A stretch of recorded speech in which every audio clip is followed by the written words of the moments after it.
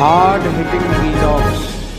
Hello friends, भाई आज के हमारे वीडियो का टॉपिक है लोकसभा चुनाव 2024। दोस्तों, अगर मुस्लिम वोट बटा तो बीजेपी की जीत।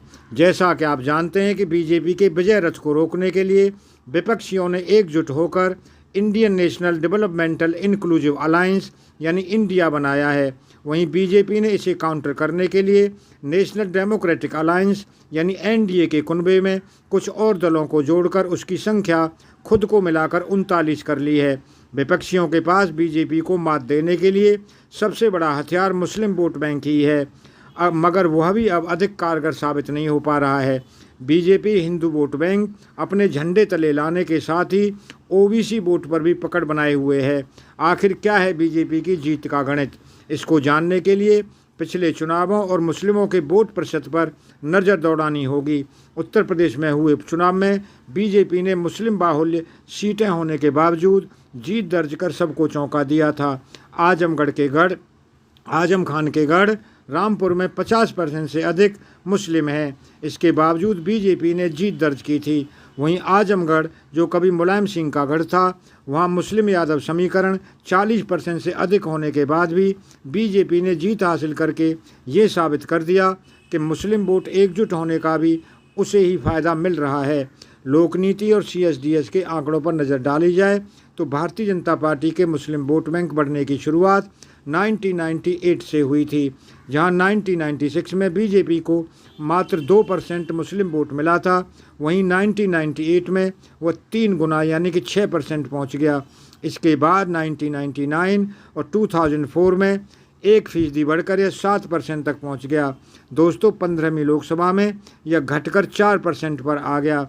इसके बाद पीएम उम्मीदवार के रूप में चुनाव में उतरने वाले मोदी, जिनकी छवि विपक्ष ने मुस्लिम विरोधी की बना रखी थी, के आने के बावजूद 16वीं लोकसभा यानी 2014 में बीजेपी को मुस्लिमों का 9% वोट मिला। यह पिछली बार की तुलना में 2 गुना से अधिक था। मुस्लिम वोटरों की वृद्धि 17वीं लोकसभा में भी जारी रही। मुस्लिम वोटरों में कांग्रेस का ग्राफ 15वीं और 16वीं लोकसभा में स्थिर रहा। 2009 और 2014 के आम चुनाव में कांग्रेस का मुस्लिम वोट एक समान 38% ही रहा, जबकि इसके पहले 1998 में 32%, 1999 में सर्वाधिक 40% और 2004 में गिरकर 36% पर आ गया था। कांग्रेस को उन राज्यों में मुस्लिम वोट का अधिक नुकसान उठाना पड़ता है जहां तथाकथित क्षेत्रीय सेकुलर पार्टियां प्रभावशाली होती हैं। दोस्तों, अगर 16वीं लोकसभा के लिए हुए आम चुनाव के बाद मुस्लिम वोटों पर नज़र डाली जाए तो कांग्रेस को उन राज्यों में सर्वाधिक मुस्लिम वोट मिलते हैं जहां उसकी सीधी बीजेपी से टक्कर होती है। उत्तर प्रदेश में समाजवादी पार्टी और कांग्रेस को सर्वाधिक 65% वोट मिले। बहुजन समाजवादी पार्टी यानी BSP को 19% वोट मिले थे। बिहार में महागठबंधन ने 75% मुस्लिम वोट हासिल किए थे। कर्नाटक और महाराष्ट्र में भी कांग्रेस की मुस्लिम वोट बैंक पर अच्छी पकड़ रही। इन दोनों जगह उसे 68% वोट हासिल हुए। गुजरात में भी कांग्रेस की बीजेपी से सीधी टक्कर होती है। वहां कांग्रेस को 46% वोट मिले थे। यहाँ बीजेपी को भी 26% मुस्लिमों का वोट मिला था। दोस्तों, हालांकि पिछले विधानसभा चुनाव में कांग्रेस को आम आदमी पार्टी के कारण नुकसान उठाना पड़ा था। तेलंगाना में भी कांग्रेस का प्रदर्शन अच्छा रहा।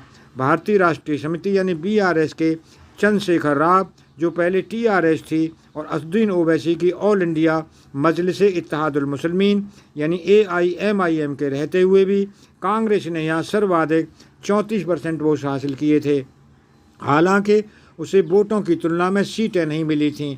वहीं TRS को 33% और ओवैसी की पार्टी को 22% वोट मिले थे। दोस्तों, उत्तर प्रदेश, बिहार, आंध्र प्रदेश, तमिलनाडु, पश्चिम बंगाल, दिल्ली, आसाम, जम्मू कश्मीर और तेलंगाना में मजबूत क्षेत्रीय पार्टियों के कारण मुस्लिम वोट एक तरफा कांग्रेस को नहीं मिल पाता।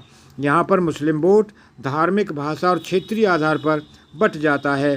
उत्तर प्रदेश में समाजवादी पार्टी के अखिलेश यादव मुस्लिमों के नेता हैं। बिहार में RJD के नेता लालू प्रसाद यादव मुस्लिमों के मसीहा हैं। पश्चिम बंगाल में TMC की ममता बनर्जी, दिल्ली में अरविंद केजरीवाल, आंध्र प्रदेश में YSRCP के YS जगनमोहन रेड्डी, तमिलनाडु में MK स्टालिन की पार्टी DMK और जम्मू कश्मीर में PDP और नेशनल कॉन्फ्रेंस दोनों ही मुस्लिम वोट कांग्रेस से बांटने का काम करती है। दोस्तों, अगर आपको ये वीडियो पसंद आया हो तो चैनल को सब्सक्राइब करें, वीडियो को लाइक करें, ज़्यादा से ज़्यादा शेयर करें। आप लोगों का बहुत बहुत धन्यवाद। Thank you very much.